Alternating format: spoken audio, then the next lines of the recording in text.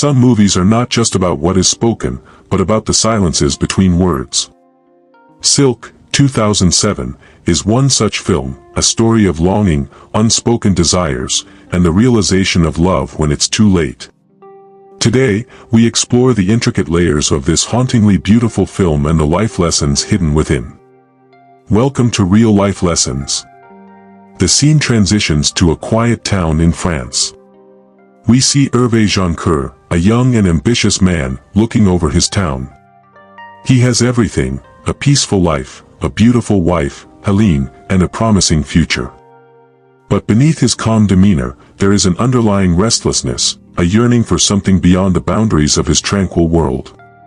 Hervé's life changes when his mentor, Baldabia, a wealthy silk trader, sends him on a journey to Japan to acquire silkworm eggs. The European silk industry is collapsing due to disease, and Japan, a land closed off from much of the world, holds the key to reviving it. Though the opportunity is grand, an unspoken hesitation lingers in Hervé's heart, an uncertainty, a faint guilt for leaving Hélène behind, yet a thrill he cannot deny. Hervé, despite the risks, takes the challenge. His decision teaches us that growth and progress demand stepping beyond familiar boundaries. If we stay where we are comfortable, we never truly evolve. As he embarks on his journey, Hélène watches him go with a quiet smile, her heart heavy with unspoken fears. She understands his longing for adventure, yet she fears losing him to a world she cannot follow. Hervé's journey to Japan is shown in breathtaking visuals, long stretches of water, endless forests, and then the disciplined, structured beauty of feudal Japan. He finally meets a powerful nobleman, Hara Jubei, and his mysterious concubine. As he watches her from across the room, his breath catches. There is something about her, an aura of mystery, an intensity in her gaze that makes his heart pound. In that moment, he feels an unfamiliar pull, an awakening of emotions he cannot yet name. She has an ethereal presence, graceful, silent, and deeply captivating. Though Hervé and the woman never exchange words, their gazes carry an intensity that speaks of something deeper, something unspoken yet powerful. He tells himself it is mere fascination, an admiration for something foreign and untouched. But as the days pass, his thoughts are consumed by her. He longs to understand her, to touch even a fragment of the world she exists in. Sometimes, what we desire is not meant for us. Hervé becomes obsessed with the woman, but their worlds are different. He is married, and she belongs to another. The illusion of love can be stronger than reality. We often chase dreams and desires without understanding their consequences. Yet, in the quiet hours of the night, when his mind should be resting, his thoughts drift back to her, her silent elegance, the way her fingers lightly traced the edge of a cup, the fleeting glances that felt like whispers of a forbidden story. Back in France, Hervé's wife, Hélène, remains devoted to him. She writes letters, supports his ventures, and waits for him with love. But Hervé is physically present, yet mentally absent, lost in his memories of Japan. Hélène senses the change in him before he speaks a word. His touch is hesitant, his laughter hollow, his gaze lost in places she cannot reach. But she does not confront him. She only loves him more fiercely, hoping her warmth can bring him back. His longing turns into obsession.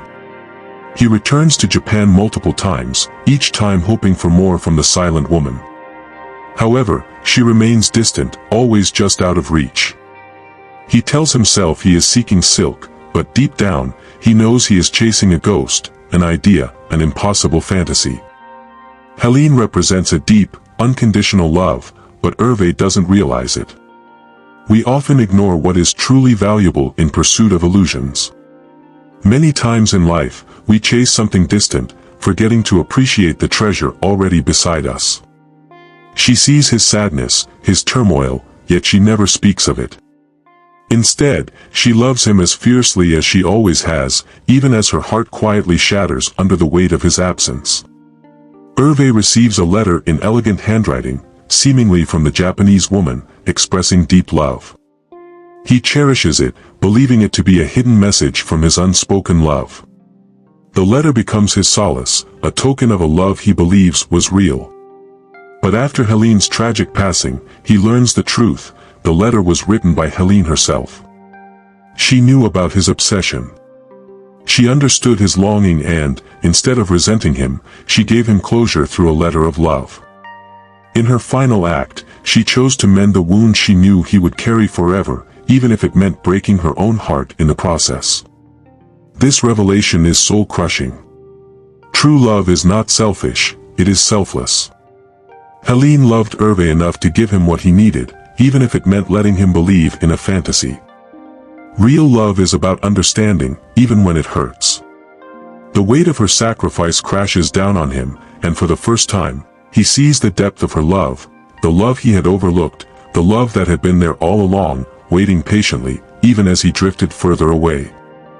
Hervé finally understands, Hélène was the true love of his life. But realization comes too late. He spends his days tending to the garden she loved, lost in thoughts of what could have been. The flowers bloom under his care, but they cannot fill the empty space beside him, the warmth he will never feel again. This is the most powerful lesson. We only realize the worth of people, love, and time when they are gone. We must cherish the love we have in the present before it slips away. Soft music plays as the screen fades to black, with the last words appearing. Some loves are quiet. Some loves are misunderstood. And some loves, like Silk, are delicate, beautiful yet fragile. Silk, 2007, teaches us that love is not always grand gestures. Sometimes, it is simply being there, appreciating what we have before it becomes a memory. Until next time, keep watching, keep learning, and remember, life's greatest lessons are hidden in the stories we tell. This is Real Life Lessons, where movies teach us about life.